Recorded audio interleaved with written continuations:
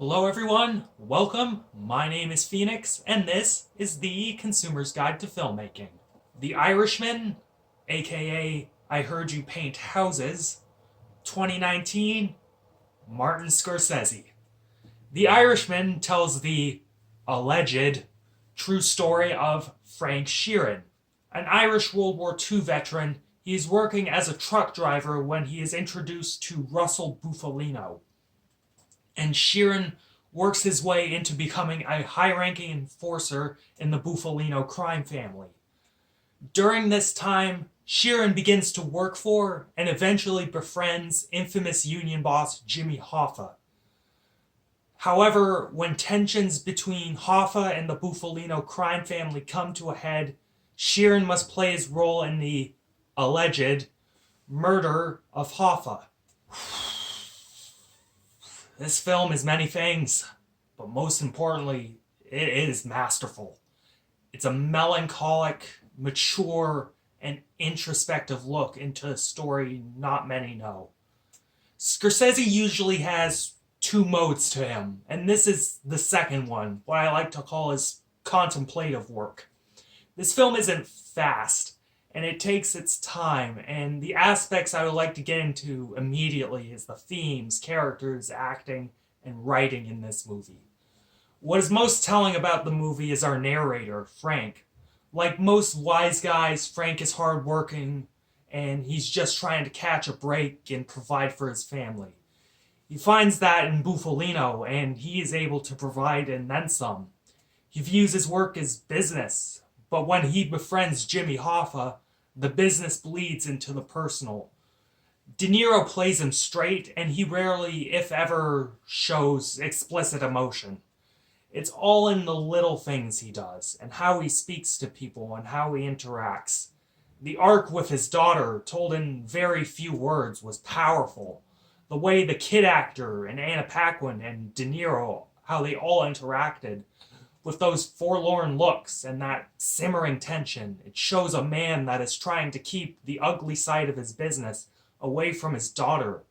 But the daughter can piece it together. She can put two and two together, and she knows what's going on without him telling her. Further, the rest of her cast is just as great, with Al Pacino being one of the principal standouts. Pacino goes deep into this iconic figure, making us really believe he's Jimmy Hoffa. He's charismatic, he's passionate, and nothing about what he does is at all phony. It's genuine to the core.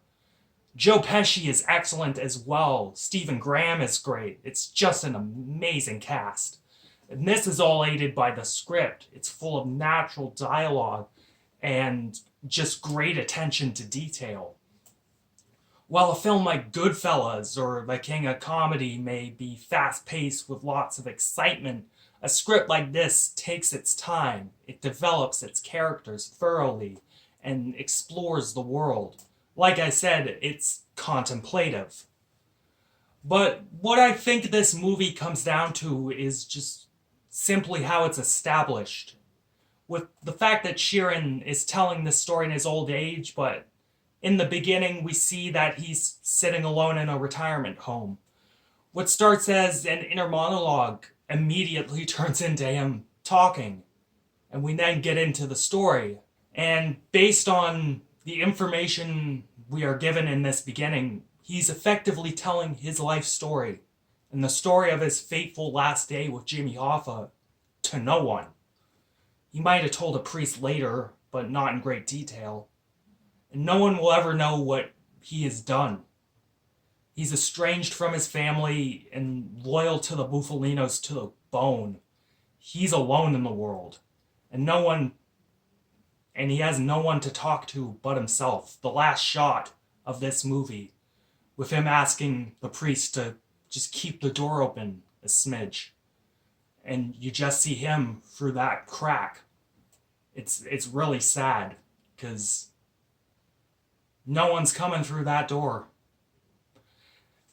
And with recent events, I feel like this film essentially can be seen as a meta-narrative for Martin Scorsese and the waning interest of filmgoers in these stories and these films.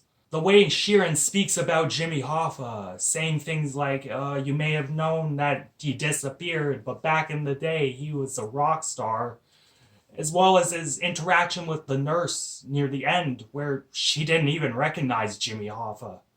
Another instance I forgot to mention, but I thought was important, is that in regards to this theme of forgetting history and this sort of meta-narrative about audiences' lack of interest in Scorsese's movie, is that at points in time,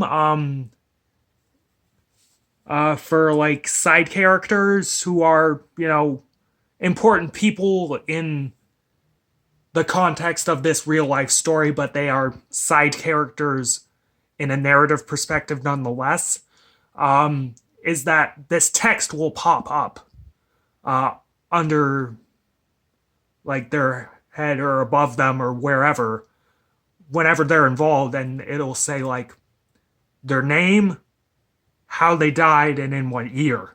And I don't know, it felt like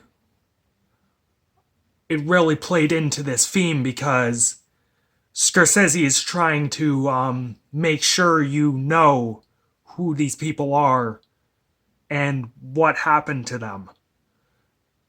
He's making sure you don't forget.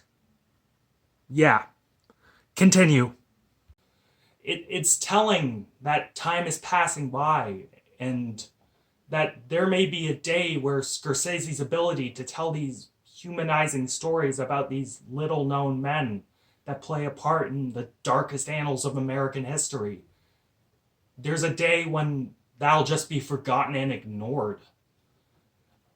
And Scorsese is a man currently just making movies for himself, and hopefully anyone who will walk through that crack in the door and listen. On the technical side of things, Scorsese, he's the fucking man.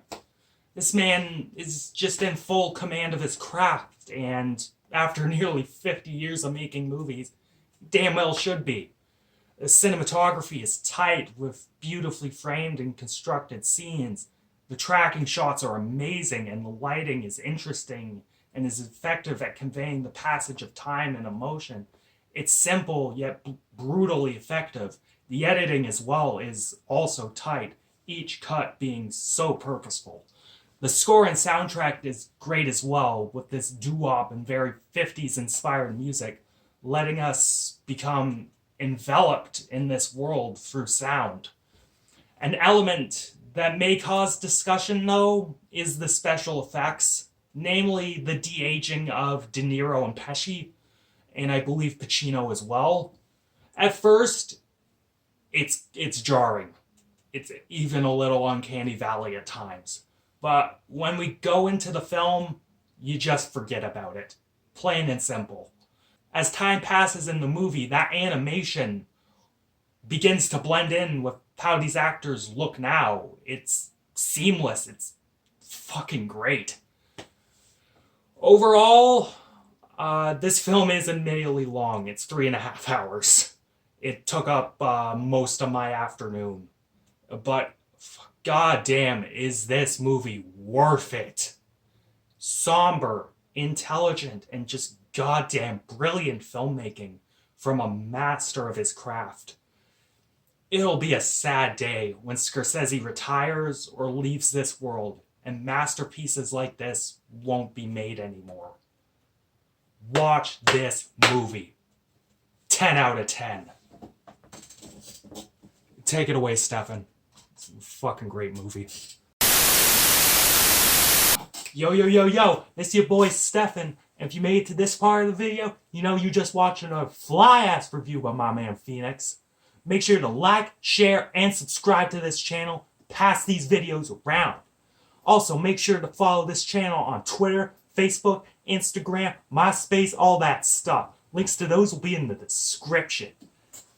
And man, if you like what's going on here, if you want Phoenix to keep doing his thing, man, you gotta donate to our Patreon and Subscribe Star pages. That way, you can get all sorts of extra content that's just straight up baller.